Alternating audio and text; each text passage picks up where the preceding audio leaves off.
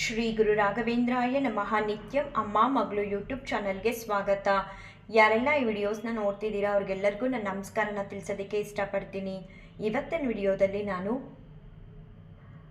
ಮಂತ್ರಾಲಯಕ್ಕೆ ಹೋಗಬೇಕಂದ್ರೆ ರಾಯರು ಅನುಗ್ರಹಿಸಬೇಕು, ಆವಾಗ ಮಾತ್ರ ನಾವು ಮಂತ್ರಾಲಯಕ್ಕೆ ಹೋಗೋದಕ್ಕೆ ಸಾಧ್ಯ.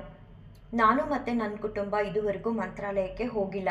ಆದರೂ ನಮ್ಮ ಕುಟುಂಬದಲ್ಲಿ ಯಾರೋ ಒಬ್ಬರು ಮಂತ್ರಾಲಯಕ್ಕೆ ಹೋಗ್ತಿದ್ದಾರೆ ಅನ್ನೋಷ್ಟು ಸಂತೋಷ ಆಗ್ತಿದೆ. ಆ ಥರ ಒಂದು ಘಟನೆ ಕೂಡ ನಮ್ಮ ಮನೇಲಿ ನಡೆದಿದೆ.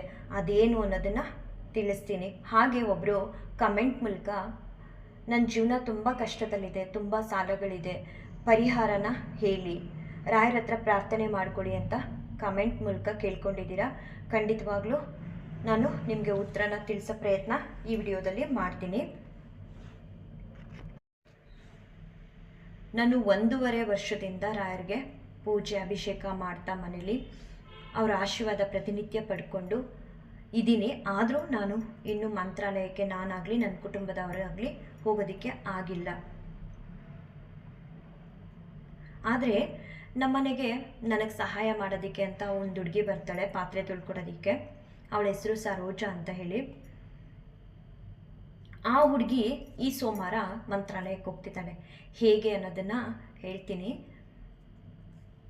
ನನಗೆ ಮುಂಚೆ ಒಬ್ಬರು ಪಾತ್ರೆ ತೊಳ್ಕೊಡ್ತಿದ್ರು, ಅವ್ರಿಗೂ ನನಗೂ ಸ್ವಲ್ಪ ಪ್ರಾಬ್ಲಮ್ ಆಯಿತು ಅಂತ ಹೇಳಿ ಈ ಹುಡುಗಿನ ಕೇಳಿದೆ, ನನಗೆ ಹಿಂಗೆ ಪಾತ್ರೆ ತೊಳ್ಕೊಡು, ಮತ್ತು ನೀನು ನಾನ್ ವೆಜ್ ತಿಂತೀಯಾ, ಯಾವ ದಿನ ತಿಂದಿರ್ತೀಯ ಅನ್ನೋದು ನನಗೆ ಗೊತ್ತಾಗಲ್ಲ, ನಮ್ಮ ಮನೆ ದೇವ್ರ ಮನೆಗೆ ಡೋರ್ ಇಲ್ಲ, ನೀನು ಒಳಗಡೆ ಬರೋದು ಬೇಡ ಸರೋಜಾ, ನನಗೆ ಟೆರೆಸ್ ಮೇಲೆ ತೊಳ್ಕೊಡ್ತೀಯಾ, ಹೀಗೆ ನಾನು ರಾಯರನ್ನ ತುಂಬ ನಂಬ್ತೀನಿ, ತುಂಬ ಪೂಜಿಸ್ತೀನಿ ಅಂತ ಹೇಳ್ಕೊಳ್ತೀನಿ.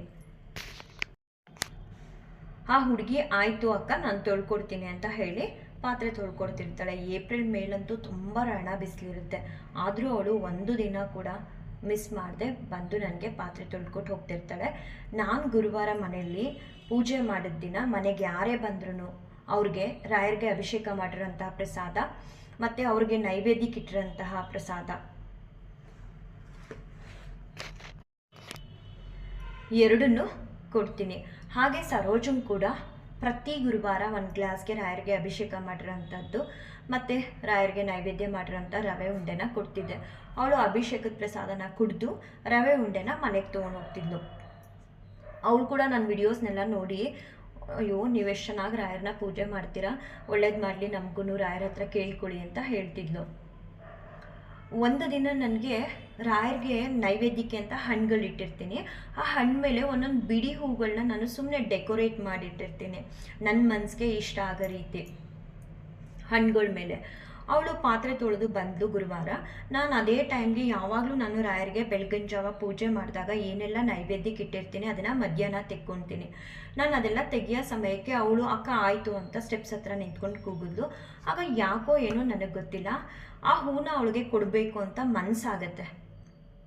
ಸರಿ ನಾನು ತಗೋ ಈ ಹೂನ ಅಂತ ಹೇಳಿ ಹಣ್ಣುಗಳ ಮೇಲೆ ಇಟ್ಟಿದ್ದಂಥ ಹೂಗಳನ್ನ ಸರೋಜನ ಕೈಲಿ ಕೊಟ್ಟೆ. ಅದಾದ 15 ದಿನಕ್ಕೆ ಅವಳು ಬಂದು ಹೇಳ್ತಿದ್ದಾಳೆ, ನಾವು ಮಂತ್ರಾಲಯಕ್ಕೆ ಹೋಗ್ತಿದ್ದೀವಿ, ಈ ಸೋಮವಾರ ಮಂಗಳವಾರ ಬುಧವಾರ ಬರಲ್ಲ ಅಕ್ಕ ನಾನು ಅಂತ. ಆವಾಗ ಅವಳು ಹೇಳ್ತಾಳೆ, ನಿಜವಾಗ್ಲೂ ನಾವು ಎಷ್ಟೋ ವರ್ಷದಿಂದ ಮಂತ್ರಾಲಯಕ್ಕೆ ಹೋಗಬೇಕು ಅಂದ್ಕೊತಿದ್ದು, ಹಾಗೇ ಇರಲಿಲ್ಲ ಅಕ್ಕ, ನೋಡಿ ನೀವು ಕೊಡ್ತಿದ್ದಂತಹ ಪ್ರಸಾದ ಎಲ್ಲ ಕುಡಿತಿದ್ದೆ, ನೀವು ಕೊಟ್ಟಿದ್ದ ಪ್ರಸಾದನೂ ಮನೆಗೆ ತೊಗೊಂಡು ಹೋಗ್ತಿದ್ದೆ, ಎಷ್ಟು ಬೇಗ ನಮಗೆ ಇವಾಗ ಮಂತ್ರಾಲಯಕ್ಕೆ ಹೋಗೋ ರೀತಿ ಆಯಿತು ಅಂತ ನನ್ನ ಹತ್ರ ಹೇಳ್ಕೊಳ್ತಾಳೆ. ಹೌದಾ, ಯಾರ್ಯಾರು ಹೋಗ್ತಿದ್ದೀರಾ ಅಂತ ಕೇಳಿದೆ. ಅದಕ್ಕೆ ಅವಳು ಹೇಳಿದ್ಲು, ನನ್ನ ಫ್ಯಾಮಿಲಿ ಫುಲ್ ಹೋಗ್ತಿದ್ದೀವಿ ಅಕ್ಕ, ಎಷ್ಟೋ ವರ್ಷಗಳಿಂದ ನಾವು ಮಂತ್ರಾಲಯಕ್ಕೆ ಹೋಗಬೇಕು ಅಂತ ಅನ್ಕೋತಿದ್ದೋ, ಸಾಧ್ಯನೇ ಆಗಿರಲಿಲ್ಲ. ಆದರೆ ಇವಾಗ ನನ್ನ ತಂಗಿ ಒಬ್ಬಳು ಬುಕ್ ಮಾಡಿದ್ದಾಳೆ ಸ್ಲೀಪ್ ಕೋಚಿಂಗ್ ಬಸ್ಸು, ನಾವೆಲ್ಲರೂ ಹೋಗ್ತಿದ್ದೀವಿ ಅಕ್ಕ ಫ್ಯಾಮಿಲಿ ಫುಲ್ಲು ಅಂತ ಹೇಳಿದ್ಲು. ಆಯಿತಾ, ಹೋಗ್ಬಿಟ್ಟು ಬಾ, ಒಳ್ಳೆಯದಾಗಲಿ, ರಾಯರು ನನಗೆ ಎಲ್ಲವನ್ನೂ ಕೊಟ್ಟು ಕಾಪಾಡಲಿ ಅಂತ ಹೇಳಿ ಒಳಗಡೆ ಬಂದೆ. ಆಮೇಲೆ ರಾಯರ ಹತ್ರ ಕೂತ್ಕೊಂಡು ಕೇಳಿದೆ, ಅಲ್ಲ ರಾಯರೇ, ನನಗೆ ಇನ್ನೂ ಮಂತ್ರಾಲಯಕ್ಕೆ ಬಂದು ನಿಮ್ಮನ್ನ ದರ್ಶನ ಮಾಡೋಕ್ಕಾಗ್ತಿಲ್ಲ, ಆದರೆ ನಮ್ಮ ಮನೆಯಿಂದನೇ ಒಬ್ಬರು ಹೋಗೋಷ್ಟು ನನಗೆ ಸಂತೋಷ ಆಗ್ತಿದೆ. ನಿಜವಾಗ್ಲೂ ನಿಮ್ಮ ಇಚ್ಛೆ ಇದ್ದರೆ ಮಾತ್ರ ಮಂತ್ರಾಲಯಕ್ಕೆ ಬರೋದಕ್ಕೆ ಸಾಧ್ಯ ಅನ್ನೋದಕ್ಕೆ ನೋಡಿ ಎಷ್ಟು ಸತ್ಯ. ನಾವು ನಿಮ್ಮನ್ನ ಪೂಜಿಸ್ತೀನಿ, ನಿಮಗೆ ಅಭಿಷೇಕ ಮಾಡ್ತಿದ್ದೀನಿ, ನೀವು ಕೂಡ ನನಗೆ ಪ್ರತಿನಿತ್ಯ ಆಶೀರ್ವಾದ ಮಾಡ್ತಿದ್ದೀರಾ, ಆದರೆ ನನ್ನನ್ನು ಇನ್ನೂ ಕರೆಸ್ಕೊಂಡಿಲ್ಲ. ನೋಡಿ ಪಾಪ ಅವಳು ಪಾತ್ರೆ ತೊಳೆಯೋಕ್ಕೆ ಬರ್ತಿದ್ಲು, ನಿಮ್ಮ ಪ್ರಸಾದ ಅವಳಿಗೆ ಕೊಡ್ತಿದ್ದೆ, ಅವಳನ್ನ ನೀವು ಕರೆಸ್ಕೊತಿದ್ದೀರಾ. ನೀವೆಷ್ಟೇ ಯಾರೇ ಆದರೂ ಎಷ್ಟೇ ದುಡ್ಡಿಟ್ಕೊಂಡು ನಾವು ಫ್ಲೈಟಲ್ಲೇ ಹೋಗ್ತೀವಿ, ಏನೇ ಪ್ರಯತ್ನ ಪಟ್ಟರು ಅವ್ರು ಅನುಗ್ರಹಿಸಿದ್ರೆ ಮಾತ್ರ ನಾವು ಆ ಜಾಗಕ್ಕೆ ಹೋಗೋದಕ್ಕೆ ಸಾಧ್ಯ, ಇಲ್ಲಾಂದರೆ ಆಗದೇ ಇಲ್ಲ. ನನಗೆ ಯಾವಾಗ ಅದೃಷ್ಟ ಬರುತ್ತೋ ಗೊತ್ತಿಲ್ಲ, ಸರೋಜಂಗೆ ಮಾತ್ರ ಅದೃಷ್ಟ ಬಂದಿದೆ. ಸೋಮವಾರ ಹೋಗ್ತಿದ್ದಾಳೆ. ಅವಳು ಡೈಲಿ ನಮ್ಮ ಮನೆಗೆ ಬರೋದ್ರಿಂದ ನಮ್ಮ ಮನೆಯಿಂದನೇ ಯಾರೋ ಒಬ್ಬರು ಸದಸ್ಯರು ಮಂತ್ರಾಲಯ ದರ್ಶನಕ್ಕೆ ಹೋಗ್ತಿದ್ದಾರೆ ಅನ್ನೋ ಭಾವನೆ ನನಗೆ ಬಂತು. ಹಾಗೆ ಇನ್ನೊಬ್ಬರು ಕಮೆಂಟ್ ಮೂಲಕ ಕೇಳಿದರು. ಅವ್ರಿಗೆ ನಾನು ಹೇಳೋ ಉತ್ತರ ಒಂದೇ, ನೀವು ರಾಯರನ್ನ ಅಚಲವಾಗಿ ನಂಬಿ ನಿಮ್ಮ ಕಷ್ಟ ಎಲ್ಲ ಹೇಳ್ಕೊಳ್ಳಿ ರಾಯರ ಹತ್ರ. ಜೀವನದಲ್ಲಿ ಯಾರಿಗೆ ಕಷ್ಟ ಇಲ್ಲ, ಎಲ್ಲರಿಗೂ ಕಷ್ಟ ಇದೆ. ಒಬ್ಬೊಬ್ರಿಗೆ ಒಂದೊಂದು ರೀತಿ ಇರುತ್ತೆ. ಸ್ವತಃ ರಾಯರೇ ಬಡತನ ಅನ್ನೋದನ್ನು ಅನುಭವಿಸಿದ್ದಾರೆ. ನೀವು ಫ್ರೀ ಇದ್ದಾಗ ನನ್ನ ಚಾನಲಲ್ಲೇ ರಾಯರ ಚರಿತ್ರೆ, ಆ ಬುಕ್ಕಲ್ಲಿರೋಂತಹ ವಿಷಯಗಳನ್ನ ವಿಡಿಯೋಸ್ ಮೂಲಕ ತಿಳಿಸಿದ್ದೀನಿ. ಅದರಲ್ಲಿ ರಾಯರು ಅನುಭವಿಸಿರೋ ಬಡತನದ ಬಗ್ಗೆ ಹೇಳಿದ್ದೀನಿ. 5 ನಿಮಿಷದ ವಿಡಿಯೋಸ್ ಇದೆ. ಫ್ರೀ ಆದಾಗ ರಾಯರು ಅನುಭವಿಸಿರೋ ಬಡತನದ ವಿಡಿಯೋನ ನೋಡಿ. ತುಂಬ ಬಡತನದಿಂದ ಬಂದಿರೋ ಅಂಥವ್ರು ರಾಯರು. ಅವ್ರ ಕಷ್ಟದ ಮುಂದೆ ನಮ್ಮದು ಕಷ್ಟನೇ ಅಲ್ಲ, ಅಷ್ಟು ಕಷ್ಟಪಟ್ಟು ಬಂದಿದ್ದಾರೆ ರಾಯರು. ಅದನ್ನು ಓದಿದಾಗ ಅಥವಾ ನೀವು ಆ ವಿಡಿಯೋ ನೋಡಿದಾಗ ಅರ್ಥ ಆಗುತ್ತೆ. ನಿಮಗೆಲ್ಲದಕ್ಕೂ ಒಂದೇ ಪರಿಹಾರ ರಾಯರೇ. ಏನೇ ಆದರೂ ನೀವು ರಾಯರ ಹತ್ರ ಕೂತು ನನಗಿಂತ ಕಷ್ಟ ಇದೆ, ನೀವು ಪರಿಹಾರ ಮಾಡಿ, ನನಗೆ ದಾರಿ ತೋರಿಸಿ ಅಂತ ಬೇಡ್ಕೊಳ್ಳಿ. ಖಂಡಿತವಾಗ್ಲೂ ರಾಯರು ಯಾವುದಾದ್ರೂ ಒಂದು ರೂಪದಲ್ಲಿ ನಿಮ್ಮನ್ನ ಬಂದು ಕೈ ಹಿಡಿದು ನಿಮ್ಮ ಕಷ್ಟದಿಂದ ಪಾರು ಮಾಡೇ ಮಾಡ್ತಾರೆ. ನೀವು ಮಾಡಬೇಕಾಗಿರೋದಿಷ್ಟೇ, ಈ ಗುರುವಾರ ನಿಮ್ಮ ಮನೇಲಿ ರಾಯರ ಫೋಟೋಸ್ ಇದ್ದರೆ ಅವ್ರ ಮುಂದೆ ಕೂತು ಅವ್ರಿಗೆ ಒಂದು ತುಳಸಿ ತುಪ್ಪದ ದೀಪ ಹಚ್ಚಿ. ಕಷ್ಟ ತುಪ್ಪದ ದೀಪ ಹಚ್ಚೋಕ್ಕಾಗಲ್ಲ ಅಂದರೆ ಖಂಡಿತವಾಗ್ಲೂ ಹಚ್ಚೋದಕ್ಕೆ ಹೋಗಬೇಡಿ. ನೀವು ಏನು ದೇವರಿಗೆ ದೀಪ ಹಚ್ಚುತ್ತೀರಾ ನಿಮ್ಮ ಮನೇಲಿ ಯಾವ ಎಣ್ಣೆ ಬಳಸಿ ಅದನ್ನೇ ಬಳಸಿ ರಾಯರಿಗೆ ದೀಪ ಹಚ್ಚಿ ರಾಯರ ಮುಂದೆ ಕೂತ್ಕೊಂಡು ಈ ಗುರುವಾರದಿಂದ ನಾನು 48 ಬಾರಿ ಈ ಶ್ಲೋಕನ ಹೇಳ್ತೀನಿ. ನನ್ನ ಜೀವನದಲ್ಲಿ ನಾನು ಪಡ್ತಿರೋ ಅಂತಹ ಸಾಲದ ಸಮಸ್ಯೆಗಳು, ನನ್ನ ಕಷ್ಟಗಳು ಪರಿಹಾರ ಆಗಿ ನನ್ನನ್ನು ಉದ್ಧಾರ ಮಾಡಬೇಕು ನೀವು ಅಂತ ಪ್ರಾರ್ಥನೆ ಮಾಡಿಕೊಂಡು ಪ್ರತಿನಿತ್ಯ 48 ಬಾರಿ ಈ ಹೇಳ್ಕೊಡ್ತೀನಿ, ಆ ಶ್ಲೋಕನ ಹೇಳ್ತಾ ಬನ್ನಿ. ಖಂಡಿತವಾಗ್ಲೂ ರಾಯರು ಯಾವುದಾದ್ರೂ ಒಂದು ರೂಪದಲ್ಲಿ ಬಂದು ನಿಮ್ಮ ಕೈ ಹಿಡಿದು ನಿಮ್ಮ ಕಷ್ಟಗಳನ್ನ ಪರಿಹಾರ ಮಾಡೇ ಮಾಡ್ತಾರೆ.